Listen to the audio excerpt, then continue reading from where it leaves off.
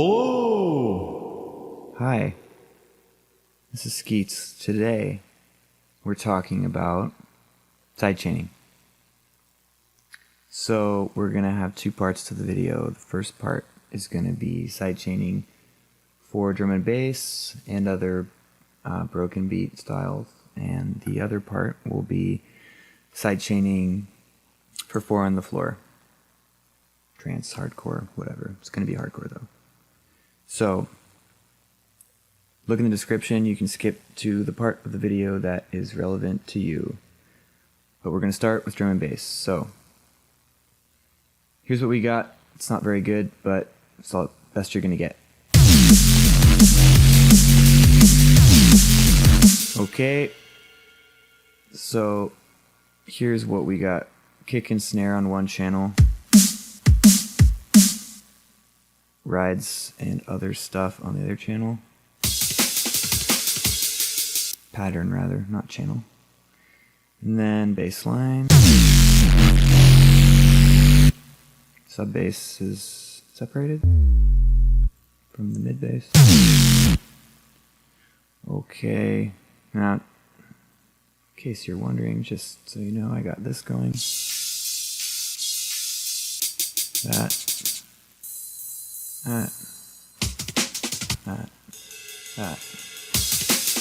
together. Okay. So, the way I do this, the idea is we will have the kick ducking the sub only. The kick and the snare will be ducking everything else. So you can see, if you look at the volume faders here, how this looks. Sub ducking on the kick and snare ducking everything else. Okay, how do we do that?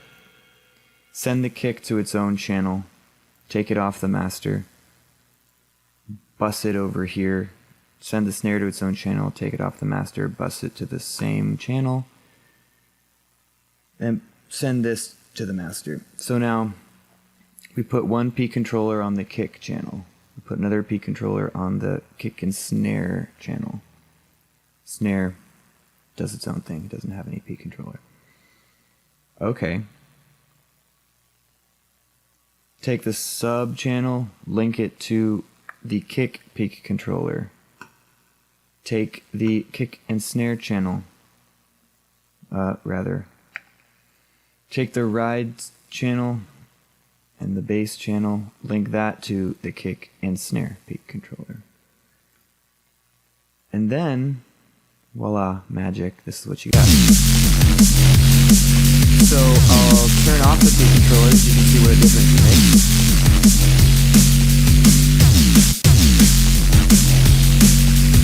Yeah, sounds okay, but when I turn it back on, see how much harder the snares hit and everything? Yeah, wicked, awesome. Okay, let's talk about hardcore. This is what we got.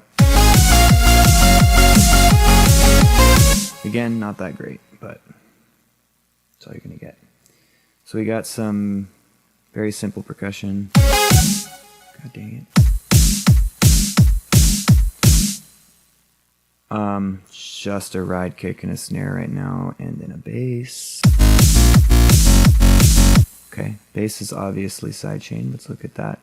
For 4 on the floor stuff, we do not use P controller. We use LFO tool. That's what it looks like. So basically, horizontal axis is 1 beat. This is just volume. So you can change the sound a little bit by changing the curve.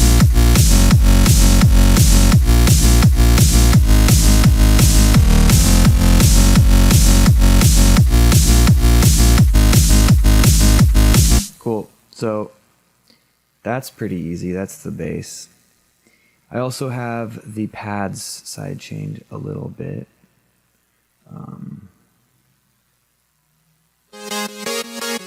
Not as much, obviously. Kind of like that. I also have the lead sidechain. Looks like that. So I pretty much end up sidechaining everything to some extent. Okay, so, well, that's pretty simple. Now here's another good trick.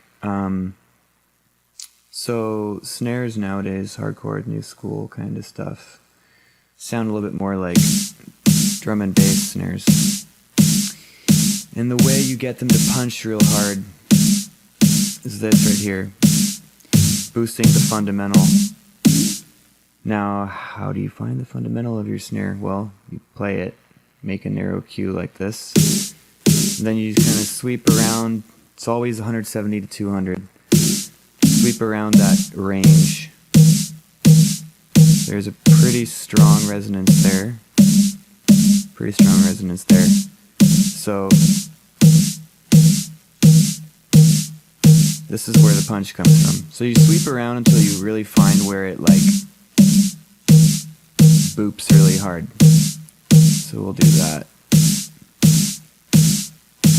So yeah, without it, it's a little